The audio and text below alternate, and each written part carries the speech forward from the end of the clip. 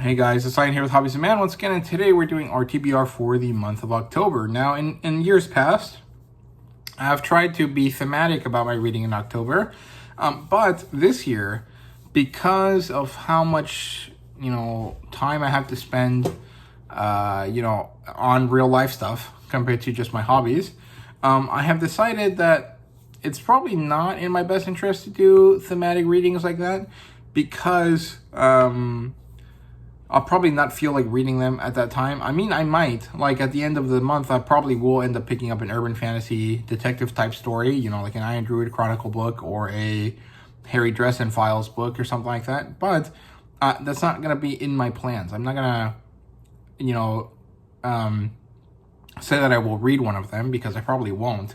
Some of the other thematic things that I like to do last year for October and previous years was Monster Girl stuff. I didn't plan it that way this time, but I did end up kind of basically only picking monster-related things. So it ended up being like that, but it wasn't on purpose. And because of what I observed last month, I probably won't end up reading all of these. Some of the stuff that's only physical, I have to read at home because I don't want to carry extra stuff with me to work and to school. And so I'll probably end up reading whatever I have digitally, or whatever I can access digitally over the stuff that I can only access physically. And so half of my TBR basically might go unread again because a lot of it is stuff from last month. So, but otherwise, I mean, I've been doing good. My internship's going well. Due to kind of things lining up, I ended up basically having a lot of responsibility this upcoming week, and the previous one too, actually. And that's kind of exciting. It's pretty cool.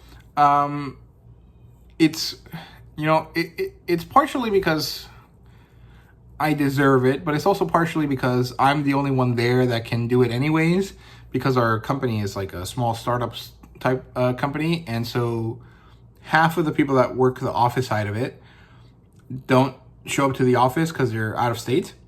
And then the people that do show up to the office, half of them are not available this week because of different things, right? One of them has to go to a conference. One of them had to go out of the country to visit family members who were in the process of passing away and stuff like that. And so I will end up with responsibilities a bit above my pay grade, but I'm looking forward to it. So it'll be an interesting moment, but that might affect my reading as well. So we'll see how that works out. Beyond that, there's not much else to say, so let's get started here. In terms of stuff that I want to read for the Sword and Sorcery Book Club channel, I do want to finish reading the Ace Jessel stories. So those are contained in this book. This book has more than just that. It has a bunch of different characters in it.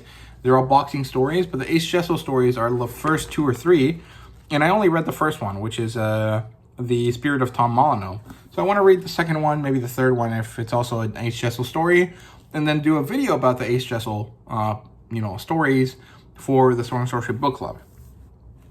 Beyond that, I maybe will read more of this book. Maybe I won't. I'm not really sure, but I do want to finish this before next year when we go down to Howard Days again, because I want to buy the next one, right?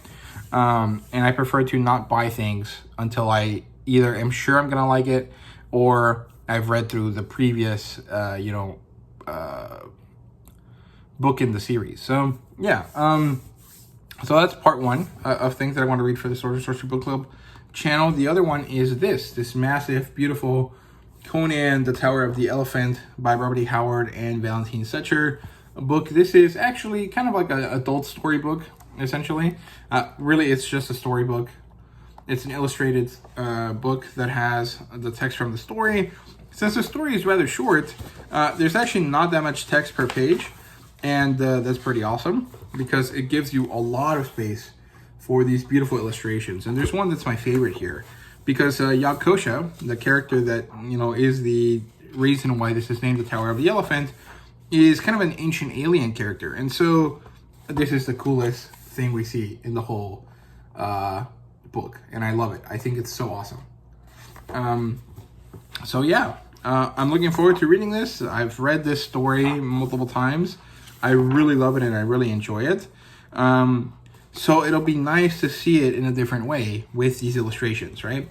And hopefully there's more of these. I would love to have all of Robert E. Howard's Conan stories with illustrated editions like this. I think it'd be really, really awesome.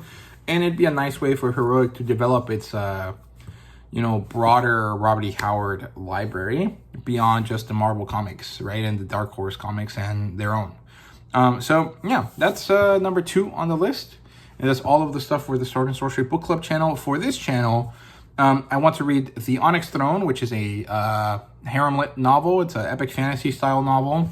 And I read through a third of it already when the author, Devin Hex, gave it to me. But I got sidetracked, and then I kind of became a bit daunted by the fact that in order to review that book, I'll probably end up taking like an hour and a half or so, just because of how detailed my reviews are. And I kind of don't want to do that, to be honest with you. That would basically mean like 3 days of recording, because I don't have time to sit down for an hour and a half now, like I used to before. I mean, I've done reviews for The Wandering Inn, which are about 2 hours long, and I've been able to sit through those and do them in one go because I just had that much time. I do not longer have that much time, and so anything that is in that kind of vein feels a bit daunting. And I don't know if I want to change my review style. I could be a bit more conversational, a bit less structured, and maybe just kind of have key points I want to talk about, but that feels boring. That feels like every other YouTuber. And maybe that would actually help my channel grow, but that's not really what I want to do. I want to have long, in-depth discussions about things. And if I change up the way that I do my reviews, I won't get that. And so I'm kind of unsure about how to feel about it. But I do want to read it just so I can have it in my back pocket in case I do make a decision, right? So that's The Onyx Throne. I'll show you a picture of what it looks like now. Like I said, it's a harem-lit novel. And then beyond that, we have a light novel. This is One Piece Heroines. This is a set of slice of life type stories following these 4 girls on the cover here. We have Perona, Nico Robin, Nami, and of course Vivi Nefertari. And each of these is kind of its own short story. I think one of them has to do with fashion, and that's what the book kind of is inspired by, or like the artwork is inspired by, but all of them are different, and it should be a fun read. There's a second volume of this out already, but I haven't picked it up yet. I probably will, and I know that the Law light novel is going to come out soon. I can't remember when. I think it might be in November. So that's one thing that I want to pick up, and I probably will just take this with me to work because it's so short, and in 2 30-minute lunches, I probably could read through it. And then we have Iruma-kun. We have volumes 5 and 6 and 7 of Iruma-kun. This one looks fun because it looks like he's going dark mode for this one. And this is just a really fun series. I did not plan it because this is obviously like properly for October. It's a Harry Potter type story where the character goes to a castle to learn magic. It's about demons, and of course there's monster girls, so that's very much in line with my previous thematic concepts for October, so this fits it right in. But I didn't think about that when I was picking out my TBR this month. I was just like, okay, what do I feel like reading? And that's what it ended up being. And hopefully I'll get around to reviewing this series, because at this point I have read enough that I can probably eke out some arc reviews for it, but we'll see. Because this story doesn't really follow like proper arcs. I mean, a lot of them don't, to be honest with you. It's mostly just Shonen Jump stories that do. So we'll see how that works out. But I do want to start reviewing Iruma-kun on the channel. I know that I'm about halfway through collecting what is available in English, because I think there's 15 of them available so far.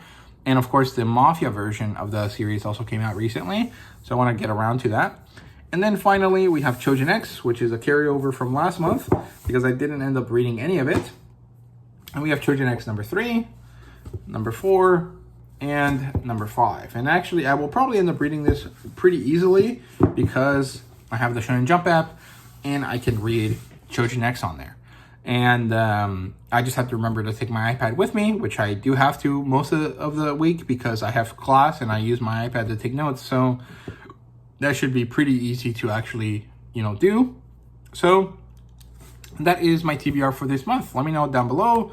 What are you guys reading? Do you guys prefer planning out your reading, or do you just not care and pick up random stuff off the shelf every time you finish a book and you feel like reading again? Let me know down in the comments. Otherwise, I hope you guys are doing well. I hope you guys have a nice spooky season throughout the month. And, you know, this is the start of the holiday season. So hopefully you guys manage to enjoy your time with your families and, you know, all of that important stuff. So, yeah, thank you so much for watching. I hope you guys enjoyed, and see you guys later.